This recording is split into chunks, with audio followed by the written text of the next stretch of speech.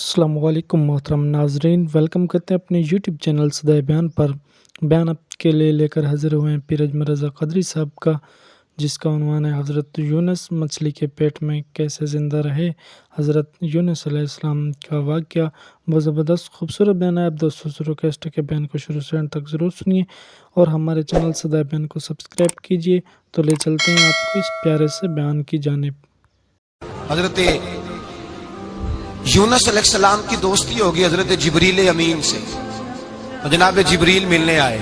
हजरत यूनुस अलैहिस्सलाम फरमाने लगे, जिब्रील मेरा दिल करता है मुझे उस बंदे की मुलाकात करा जो अल्लाह का सबसे ज्यादा इबादत गुजार बंदा है। हजरत जिब्रील अमीन ले गए दूर दूर फलस्तीन के इलाके में और ले जाकर एक बंदे से मुलाकात कराई जिसकी दोनों आंखें भी कोई नहीं थी, दोनों बाजू भी कोई नहीं, दोनों पैर भी कोई नहीं। और उस बंदे की जुबान पर लफ्ज बड़ा क्या जारी थे, या अल्लाह तेरा शुक्र है, या अल्लाह तेरा, बोल के कहिए, या अल्लाह तेरा, ऐ अल्लाह तेरा शुक्र है। शुक्र शुक्र कर रहा था। हजरत जनाब सैयदना यूनुस अलैहिस्सलाम कहने लगे, मैंने तुझे इबादत गुजार को मिलाने को कहा था, तू कहां ले आया? हजरत जिब्रील कहने लगे, या यूनुस, ये हर चीज जाने के बावजूद अपने रब की रिदा पे राजी है। इस वक्त दुनिया में नबियों के बाद जिससे अल्लाह सबसे ज्यादा प्यार कर रहा है वो यही बंदा है। ये अपने रब की रजा पे राजी है। ए तन मेरा कंगी होवे ते मैं जुल्फ सज्जन दी वावा, ते पोश मेरे दी जुत्ती बन जाए ते मैं यार दी कदमी आवा। मारो मारो मैनू मार मुकाओ, कोई उजर न पेश ले आवा, ते जे सोना ही मेरे दुख विच राजी, जे सोना ही मेरे दुख विच राजी, जे सोना ही मेरे दुख विच राजी, ते मैं सुख नू चुल्ले डावा। मालिक जब इस हाल में राजी है तो बस ठीक हो गया, ठीक हो गया। वसल अच्छा है ना फिराक अच्छा है, बस जिस हाल में महबूब रखे वही हाल अच्छा है। बस जिस हाल में उन्होंने रखा बात ठीक हो गई। इसमें अब इंसान शिकवा करते फिरे कि ये किस तरह है, वो किस तरह, अपने आप को मुतमईन रखा है। मुश्किल के बाद जो आसानी आई, हजरत लुकमान हकीम, उनके नाम पर कुरान मजीद की पूरी सूरत है। हजरत लुकमान हकीम अलैहिर्रहमा आप अपने बेटे को नसीहत कर रहे थे। कहने लगे, बेटा को मुश्किल आए तो घबराना नहीं, कोई मुश्किल आए तो करे, बेटों को समझ आ जाए कि मुश्किल आए तो, समझ आ रही है बात की, मुश्किल आए तो। और क्या खूबसूरत जुमले, बेटे को बिठा के कहते हैं, बेटा छोटी मुश्किल आएगी तो अल्लाह बड़ी मुश्किलात आसान कर देगा। समझो छोटी मुश्किलात आई तो अल्लाह ने बड़ी मुश्किलें उसने आसान कर दी।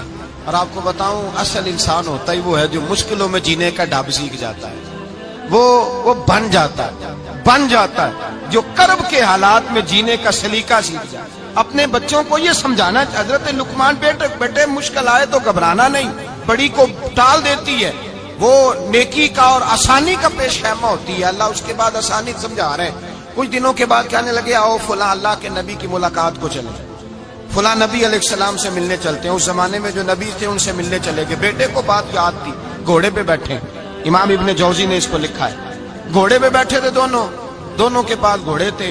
अब रास्ता बहुत ज्यादा था, खाना साथ ले लिया, पानी साथ ले लिया, रास्ता लंबा था, सहरा का इलाका था। जब जाने लगे तो इतनी सख्त गर्मी हुई कि घोड़े भी बेहोश होने लगे। अचानक ऐसी गर्म लू चली कि घोड़े भी।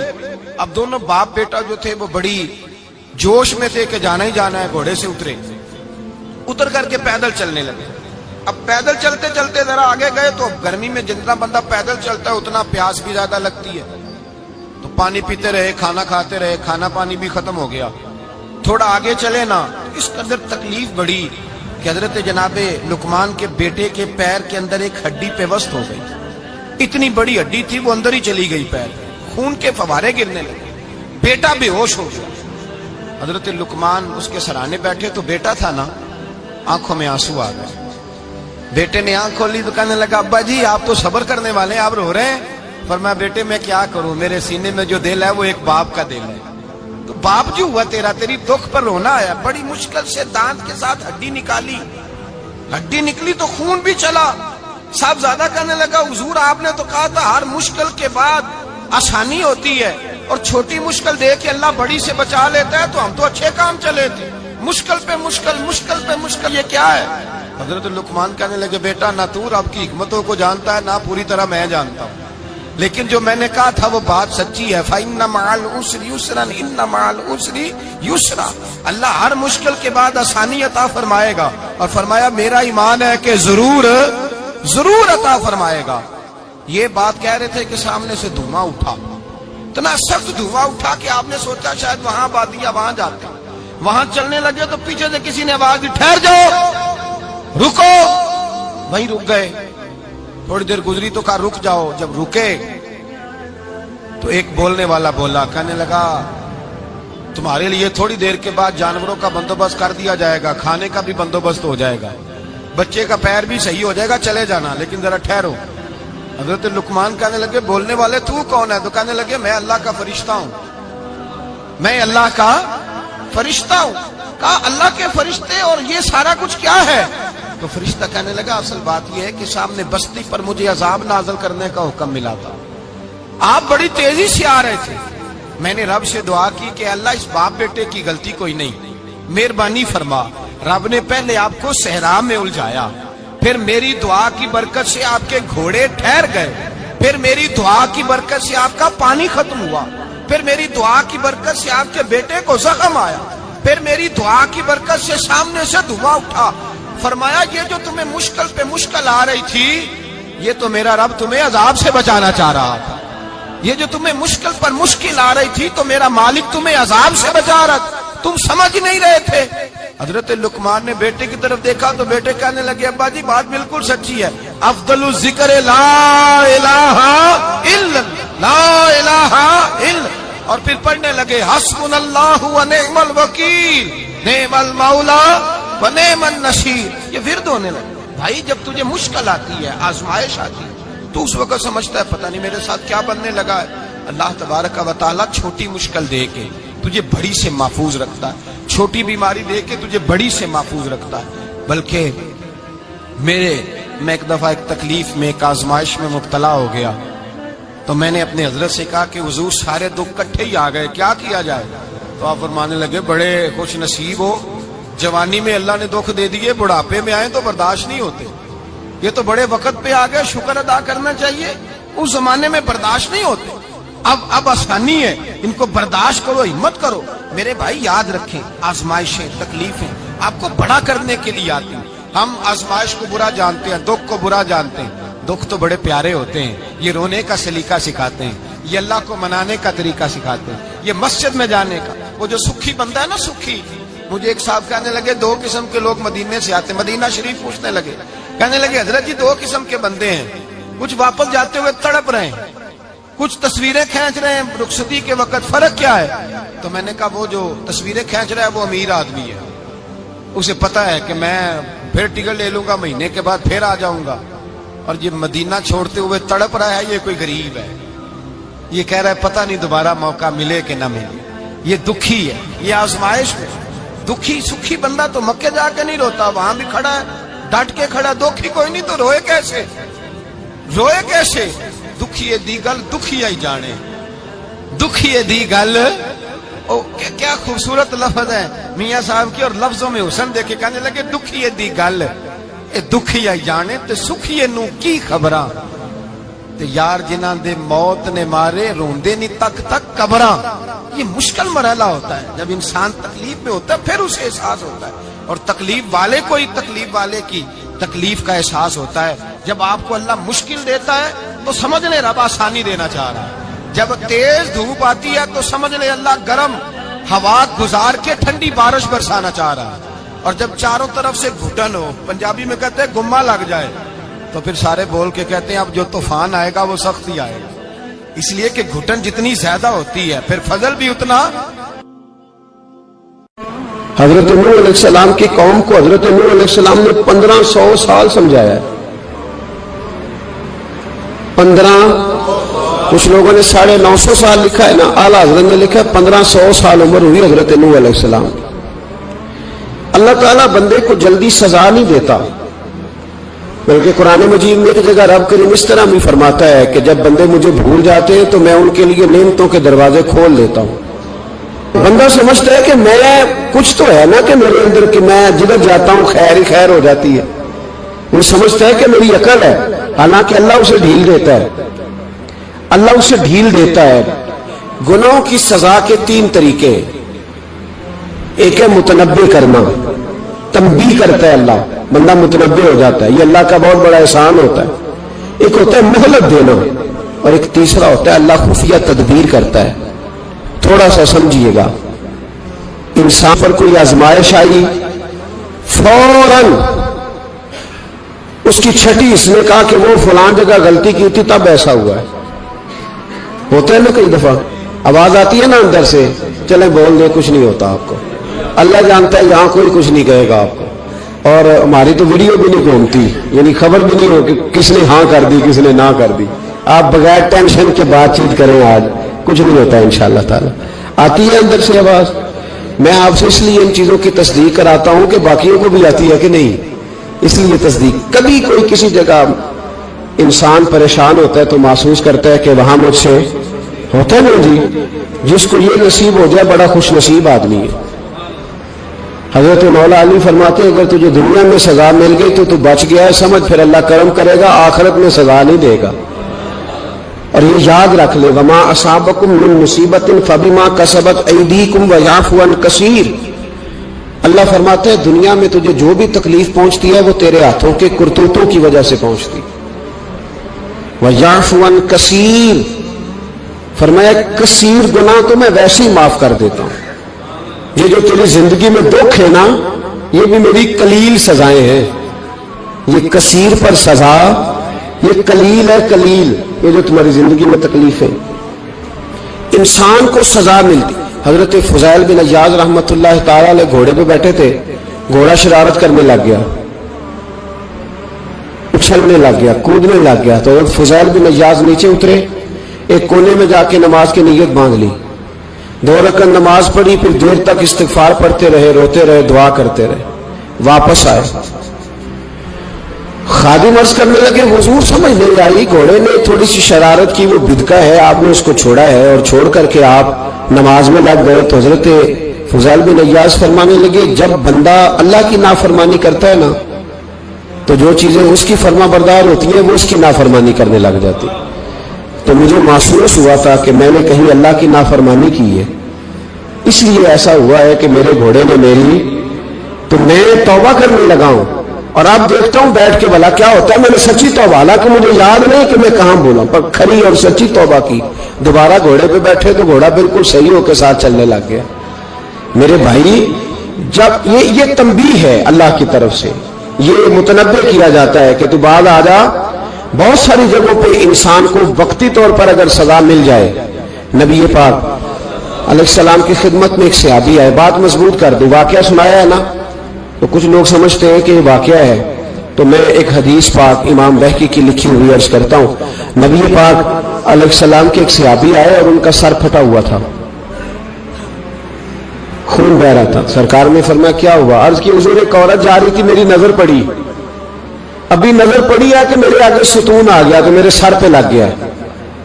نبی پاک صلی اللہ علیہ وسلم نے فرمایا تیرے لیے خوشخبری ہے، اگر دنیا میں تیری غلطی کی تجھے سزا ملی ہے تو پھر رب تجھے قیامت میں سزا نہیں دے گا. پھر اللہ قیامت میں سزا، بعض گناہ ایسے ہیں جن کی یہاں بھی سزا ملے گی اور وہاں بھی ملے، لیکن میرے بھائی پہلی بات یہ ہے کہ اللہ تعالیٰ اس غلطی کی یہی سزا دے لے اور دعا فرمائے اللہ تبارک و تعالیٰ یہاں بھی معافی عطا فرمائے، وہاں بھی معافی عطا فرمائے، اللہ درگزر فرمائے. لیکن میرے بھائی ایک تو یہ سزا، ایک سزا یہ ہوتی ہے کہ انسان جب گناہ کرنے لگتا ہے تو اللہ نعمتوں کے دروازے کھولتا ہے، مہلت دیتا ہے. 500 سال تک فرعون کو مہلت دی. کتنے؟ یہاں جو 5 سال حکومت کر لیتا ہے وہ کہتا ہے سب سے قابل میں ہی ہوں، مجھے مہلت ملی ہوئی ہے.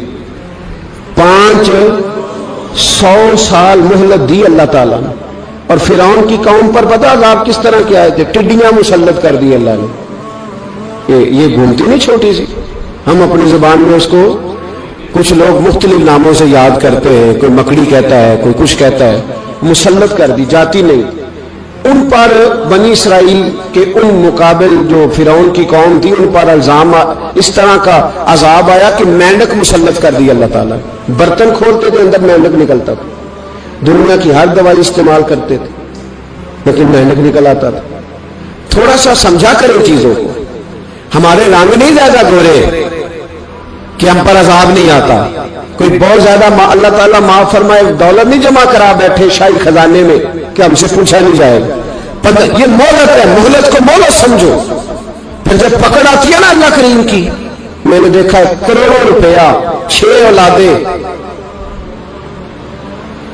ایک شخص کے بچے باہر سے آ رہے تھے, وہ بندہ بیمار تھا.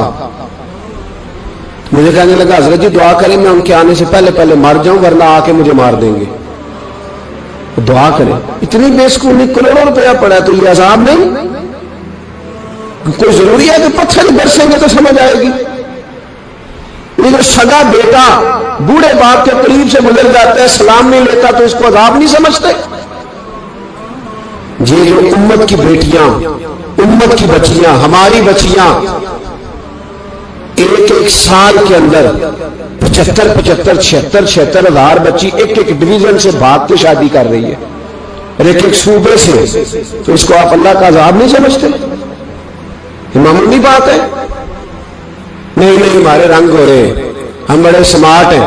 1500 سال مولد دی نوح علیہ السلام کی قوم کو. کتنے سال بول کے بتائیے, بول کے دوبارہ بولیے. 1500 سال. کوئی آدمی اپنی سمارٹنس پہ خوش نہ ہو جائے کہ 20 سال ہو گئے میں تو نافرمانی بھی کر رہا ہوں, روٹی بھی پک رہی ہے, میں تو حرام بھی کھا رہا ہوں, پھر بھی سب ٹھیک ہے. 1500 سال مہلت دی. پھر حضرت نوح کہنے لگے اللہ میں نے تو بڑا سمجھایا, نہیں باز آتے. تو رب کریم نے فرمایا کشتی بناؤ. اللہ کے پیغمبر کشتی بنانے لگے تو قوم مذاق اڑانے لگ گئی. اب کیا کرنے لگے ہو؟ اب کشتی بنانے لگے ہو, خیر تو ہے, قوم مذاق اڑا رہی ہے. حضرت نوح علیہ السلام کا آپ نے کشتی بنائی, پانی کہاں سے نکلا؟ نہ بارشیں ہوئی نہ سیلاب آئے. ایک تندور تھا, اس کے اندر سے پانی نکلنا شروع ہو گیا. کبھی تندور سے بھی پانی نکلا ہے, پر جب نکالنے والا چاہتا ہے تو وہاں سے بھی ایک تندور سے پانی نکلا. اتنا نکلا, اتنا نکلا, اتنا نکلا کہ قوم ساری ڈوب گئی. قرآن مجید کے صفحات شہادت دیں گے کہ حضرت نوح کی قوم کا بچہ بہ گیا. بچے صرف وہ تھے جو حضرت نوح کے ساتھ ہو گئے, تباہ ہو گئی. اللہ بے نیاز ہے, بے نیاز. 1500 سال مہلت ملے اور تو پھر بھی کہے رب بڑا کریم ہے, معاف کر دے گا. 1500 سال تجھے گنجائش دے اور تو کہے کوئی نہیں, بات معافی ملنی چاہیے ابھی بھی. میرے بھائی, حضرت صالح علیہ السلام کی قوم, حضرت صالح نے تبلیغ شروع کی تو کہنے لگے پہلے معجزہ دکھاؤ. جی آج تو نہیں لوگ معجزے مانگتے. آج بھی لوگ کرامتے اور معجزے, اللہ معاف کرے, جو چیزیں معجزہ تو ہو نہیں مل سکتا, لیکن آج بھی لوگ, آپ یقین کریں, کہتے ہیں یہ بڑی نمازیں پڑھتا ہے تو پھر بخشا کیوں نہیں گیا, پھر کیوں نہیں منو سلوا کیوں نہیں اترا اس پر, پھر میں بھی اسی طرح ہوں, کیا اس کے اندر خوبی آ گئی. مولوی بھی ویسے ہی ہے, سودی بھی ویسے ہی ہے. لوگ مانگ نہیں رہے, لوگ دلیلیں مانگ نہیں رہے. ابھی بھی لوگ بحث نہیں کرتے. کیا فرق آ گیا جی, ویسے ہی ہیں سارے. اللہ تعالیٰ سے ڈرنا چاہیے. ہمیں سامنے والے کی طرف دیکھ کر صحیح ہونے کا حکم نہیں ہے, ہمیں اپنی اصلاح کا حکم ہے. اپنی طرف دیکھ کے اپنے آپ کو ٹھیک کرنے کا. الزام لگا کے گزر جانا, اس کا کوئی مطلب ہے؟ سنو اور یاد رکھو. حضرت صالح علیہ السلام سے کہنے لگے پہلے معجزہ دکھائیں, تو حضرت صالح علیہ السلام نے فرمایا اونٹ کہاں سے پیدا ہوتے ہیں؟ کہا اونٹنی کے بطن سے. فرمایا آؤ میں تمہیں پہاڑ کے اندر سے اونٹنی پیدا کر کے دکھاتا ہوں. کہاں سے؟ پہاڑ کے اندر سے. حضرت نوح ساتھ لے کے گئے تو پہاڑ کے اندر سے اونٹنی نکلی, اور اونٹنی بھی گابن تھی, اس کے پیٹ میں بچہ, اور اونٹنی اتنا دودھ دیتی تھی کہ ساری بستی دودھ پی جاتی تھی, پھر بھی دودھ بچ جایا کرتا تھا. لیکن حضرت نوح علیہ السلام نے فرمایا تم نے دیکھ تو لیا یہ اسے, یہ جتنا دودھ دے گی روٹی بھی اتنی کھائے گی. ایک دن تم سارے پانی پیو گے, ایک دن یہ سارا پانی پیا کرے گی. ایک دن تم سارے باقی جانوروں کو گھاس کھلاؤ گے, ایک دن یہ اونٹنی. اور اونٹنی کا نام کیا؟ ناقۃ اللہ, اللہ کی اونٹنی. کس کی اونٹنی؟ نام کیا ہے؟ اللہ کی. یہ اللہ کی اونٹنی ہے. تو حضرت نوح علیہ السلام کی اونٹنی فرمایا اس کی بے ادبی نہ کرنا. باز نہیں آئے, لوگ बाज नहीं आया, कहने लगा जी दूध देना तो ठीक है, पर ये जो सारा पानी पी जाती है ना, ये सही नहीं, ये जो सारी घास खा जाती है ये नहीं ठीक, दूध देना तो ठीक है पर ये नहीं सही। आपने फरमाया इसे कुछ न कहना, अल्लाह की ऊँटनी है। मैं कहा करता हूं उन लोगों ने नाकतुल्लाह की बेअदबी की, हजरत नूह अलैहिस्सलाम की ऊँटनी की टांगे काट दी सालेह अलैहिस्सलाम की। और देखो अल्लाह बड़ा बेनियाज है, अगर पैदा करना जानता है तो हिफाजत करनी नहीं जानता।